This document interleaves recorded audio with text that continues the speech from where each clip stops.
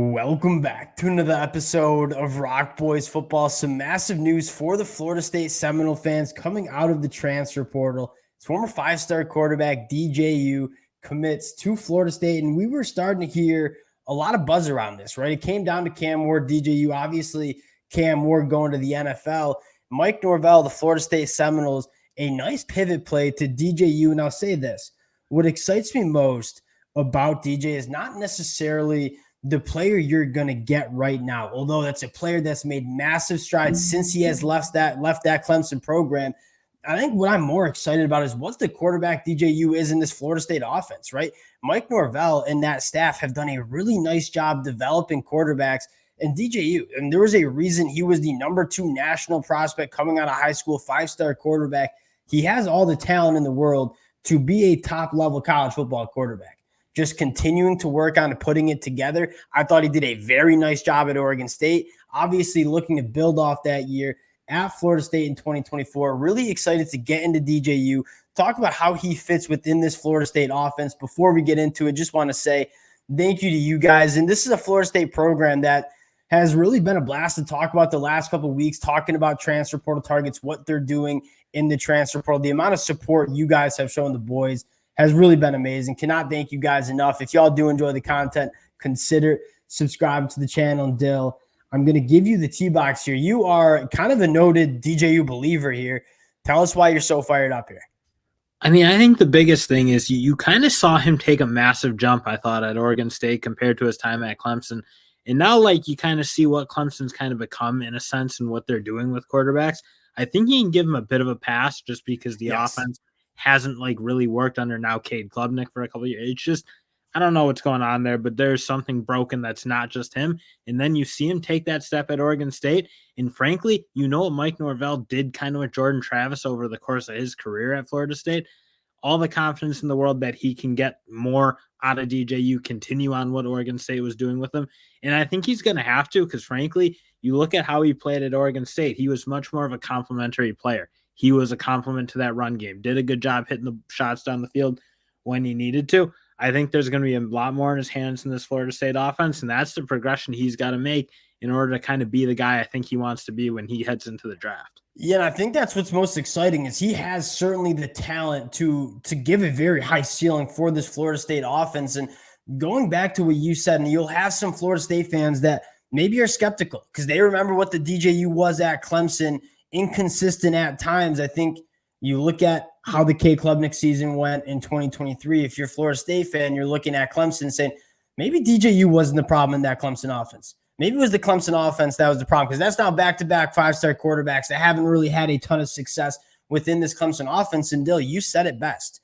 DJU goes to Oregon State and probably looks, and you won't necessarily see it from the statistics on the box score, but probably his best season he's been in college football yet, right? In command of the offense, making some really high-level throws. And DJU in an offense, there are not a lot of quarterbacks, and I say this all the time, there aren't a ton of quarterbacks at the college football level that allow you to run every play in the playbook, because there's just a lot of quarterbacks that don't have the arm talent to make every single throw on the football field. DJU is one of those guys. If it's an out to the outside boundary, he can make that. He can push the ball down the field. Yes, he needs to clean up some consistency with the accuracy, but from a arm talent and tools standpoint, there's not a throw that he can't make on the football field. What kind of excites you to see what this Florida State offense looks like, because you're going to ask him to do a lot, and I think he's certainly capable of doing a lot as well. Well, and that'll be kind of the deciding factor in terms of how well this works out, is how much better they can get him in hitting that very more basic throw. Because you're right, at Oregon State, which kind of popped off, and again, it doesn't show up in his numbers because the completion percentage wasn't incredibly high, but a lot of hard throws, a lot of those post corners off of play action and hitting plays on the run and doing a lot of that stuff, which obviously Florida State does like to move their quarterbacks around too. So he can throw it on the run, he can throw it either way, and that'll be the big thing. But at the end of the day, what I think will decide if this is successful is if he is razor sharp on that very easy 10-yard out, 10-yard coming, button, those type of basic routes that, again, you kind of saw Jordan Travis really didn't miss a whole lot of those at Florida State. That's where DJU is going to need to – that's the next point in his progression, in my opinion.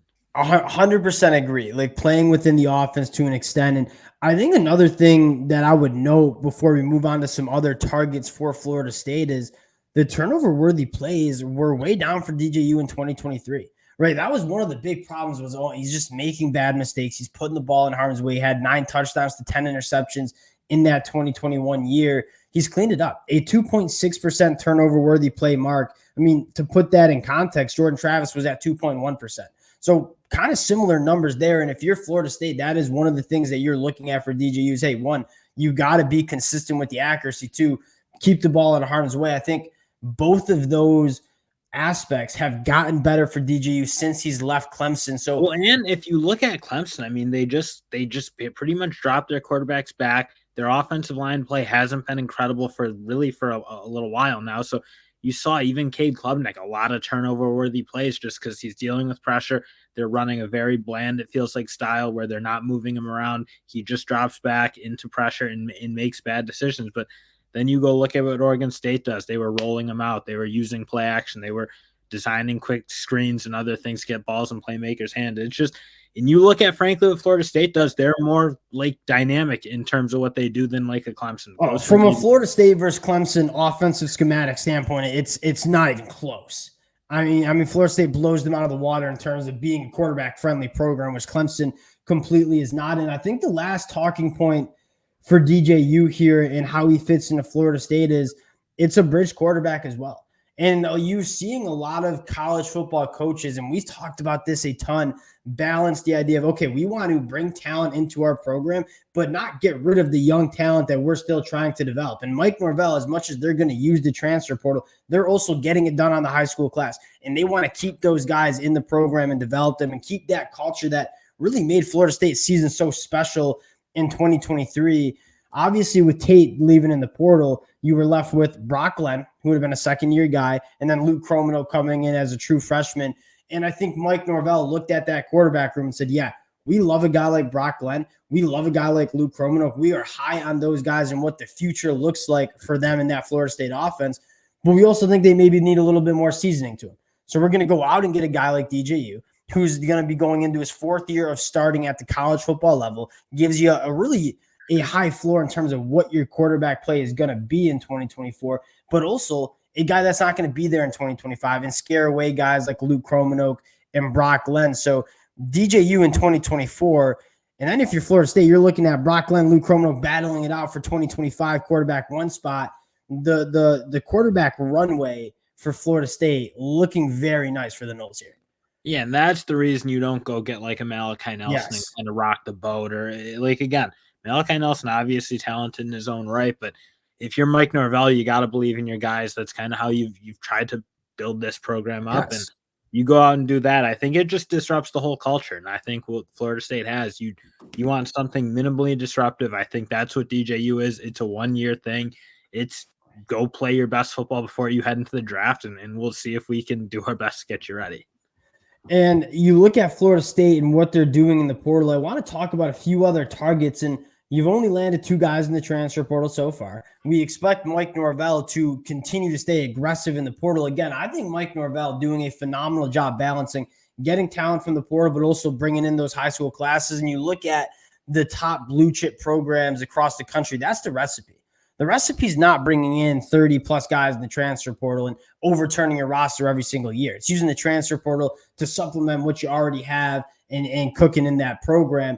A couple other names that are standing out to me. One, Jabari Barber coming over from Troy. Now he's down to Texas A&M, Florida State, and I believe it is Kansas State. He's going to be taking an official to Florida State later this week. A wide receiver that, I mean, just dynamic, kind of game-changing kind of guy. And you're losing a Keon Coleman and you're losing a Johnny Wilson. You saw some guys flash in that bowl game. Tron, Hakeem Williams. You're excited about some of the young guys, but you're also maybe trying to bring in some more experienced guys who have proven production at the college football level. And a guy like Jabari Barber, who, Dill, a very similar wide receiver to the guys DJU had success with at Oregon State in terms of getting the ball out quick to them in space and letting them go to work. I think this would add some playmaking to this Florida State offense in a big way here. Yeah, and that's one of those things. You saw how they were able to use their guys in play, especially those type of guys where they were able to drag them across the field or slip them out on the backside, like that type of play where, again, an easy throw, get them a completion, get big yards. That's again, that's how I think you need to play with DJU at this point. That's when you've seen him at his best, and if you have guys who can make those plays for him, get him in some rhythm, and then he can go take his shots down the field. That's ultimately, I think, how I think that's a good point. Like the rhythm, like when we've seen the DJU, you've seen even back at Clemson, you've seen games from DJU and Clemson where he's in rhythm and he's absolutely cooking. A guy like Jabari Barber is one of those guys that's going to give you some easy throws, some quick bubble screens or some quick out routes, getting him in space and letting him work for the quarterback. Then you get DJU in rhythm, and then you can start working it down the field to a guy like Hakeem Williams or Tron, who have shown that they can work down the field, and we're really excited about what they can bring. The last guy I want to talk about, and this is just a massive whale target in the transfer portal, is Nick Skirton. And he's probably my favorite defensive lineman that's available in the portal right now. You talk about replacing a guy like Jared Verse, and Florida State fans have heard me have this conversation. Jared Verse he's going to go top 15 in the NFL draft for a reason. He's an absolute stud. Really, really good pass rusher, but the value that Jared Verse had that nobody talked about was how good he was against the run. And Nick Skirton comes in and gives you that heavy-handed edge rusher who's dominant against the run, very similar to what Jared Verse was. But then you look at his pass rushing chops, a guy that led the Big Ten in sacks at 10.5 sacks, a pass rush win rate of 20.9% against very good offensive lines in the Big Ten. You talk about replacing that edge position. Nick Skirton from Purdue, massive, massive target for the Florida State Seminoles here. Yeah, and that's like one of the big, because it's, again, they'll be very young up front, talented up front for sure, but it's certainly worth it. And you saw what Jared Verse was able to do for them in terms of like kind of getting a Patrick Payton going and allowing him to have some success. So to bring in kind of one of those veteran guys to pair up with some of these young, talented players that's like that to me is the way you use the portal for the most part. That's 100%. And we've seen Mike Norvell just cry. And you look at the other guy they got in committed right now, Marvis Jones Jr. coming from Georgia, a very similar guy that has so much upside coming from Georgia. I mean, there was a reason he was a 5-star recruit coming out of high school as well. Just couldn't really find the field his first 2 years at Georgia. Really excited to see where Mike Norvell goes in the portal. A massive get for DJU. And I think this will start getting the ball rolling. And I think we're going to be talking a lot of Florida State over the next couple of days in terms of getting active in the transfer portal. Appreciate you guys rocking with the boys again. If y'all do enjoy the content, consider subscribing to the channel, and we'll talk to y'all later.